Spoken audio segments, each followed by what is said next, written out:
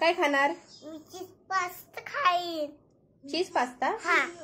तर चला आज आपण बनवूया चीज पास्ता। त्यासाठी गरम तेलामध्ये घातलेले आहे लसूण, अद्रक आणि जिरा, त्यानंतर कांदा आणि टोमॅटो चांगल्या प्रकारे आपल्याला भाजून घ्यायचा आहे याच्या आतमध्ये। त्यानंतर मसाले घालायचे आहेत, लाल मिरची पावडर, धने पावडर आणि हळद। त्यानंतर इथे तुम्ही बघू शकता पास्त्याचा मसाला मी याच्यामध्ये घातलेला आहे। चांगल्या प्रकारे मसाले किती छान तळून घेतलेले आहे तेलामध्ये। थोडासा टोमॅटो केचप घालायचा आहे आणि एका साईडला शिजवून घेतलेला पास्ता देखील यामध्ये मी घातलेला आहे। तर अशा प्रकारे आपला हा चीज पास्ता आपण इथे तयार करणार आहोत याला। तर इथे थोडंसं मी मीठ घातलेलं आहे, थोडीशी कोथिंबीर वरून घालायची आहे आणि आपला जो पास्ता आहे तो आता रेडी झालेला आहे।